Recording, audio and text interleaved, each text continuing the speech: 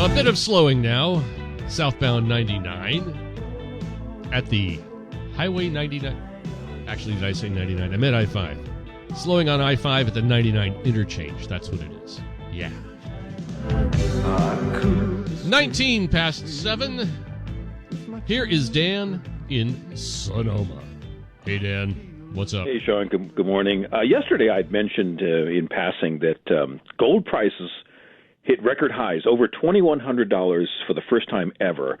Obviously, people are very fearful of the economy, and it's going downhill. They're probably reading things like there's an article out of Business Insider.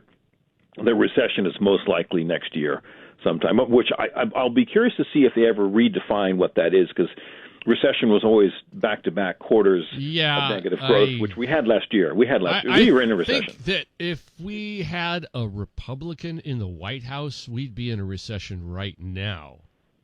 The press would call this a recession. But since we have Biden in the White House, no, everything's fine, Dan, nothing to see here. It's fine. But what frustrates me is even very conservative supply-siders like Liz Peek and Larry Kudlow are saying, well, it's not a recession. Well, yes, it is a recession. Why are they buying into this? I don't understand that, but that's an aside. But of course, also to Business Insider, and not that I'm a big reader of Business Insider, but I'd heard this on the Red Eye radio show. According to the magazine, the Fed Chair Jerome Powell will begin to lower interest rates also next year to counteract this, as many as six interest rate cuts. Look, Jerome Powell he's a Fed chair, but he's a political animal in a big way. He's doing this for one reason only, to try and save Joe Biden. Assuming he's running, and I'm one of the few people saying he still is running. He is running. He's just not going to be the nominee. We'll see. We'll see what happens. Because there's a lot of, it's not as cut and dry as all that. We'll talk about that another day. But it's disgusting that you can't trust anyone in government, including Jerome Powell, who, by the way, was a Trump-appointed chairman. Totally stupid move on his part. But what will happen is, if Powell does that, if he cuts a number of the interest rate a number of times, it'll act as a tax cut. And so it will give the illusion that the economy is getting better. And again, it's all well-timed and well-placed. We'll see how that all plays out next year, because, again, as we keep talking about, it's going to be a very, very interesting and virtually unpredictable presidential year. So, yeah, the other thing I had, it's still fun to predict things. I really have no idea what will happen, but I just don't see Biden on the ticket next year. I don't see that.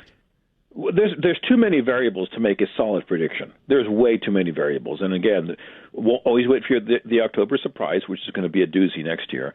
And also, if someone's going to be running against Biden, that he or she or it or whatever will be running, needs to make, it's a Democrat. You have to identify, the 85 different genders they profess. Only 85 now. They must have kicked a couple out. Who knows? But where's this person? I don't see that happening.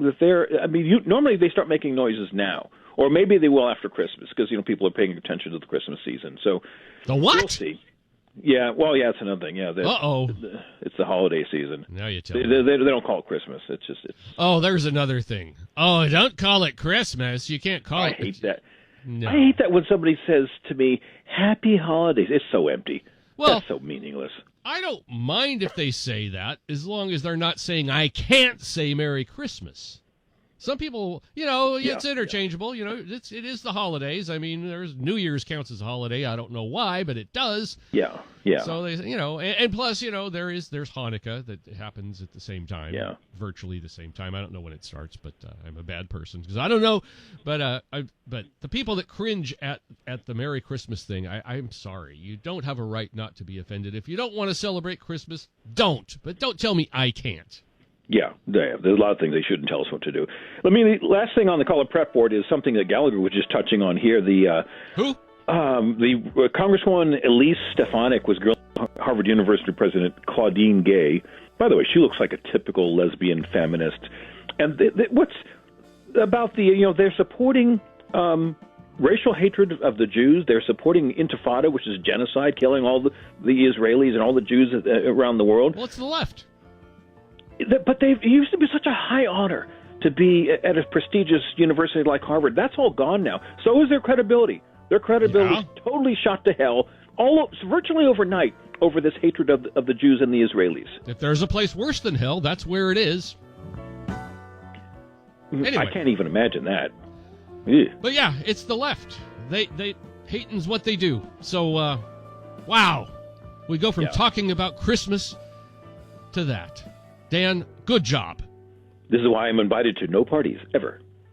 I'll see to it that you're invited to a party soon. Thanks, bud. I've got that kind of power.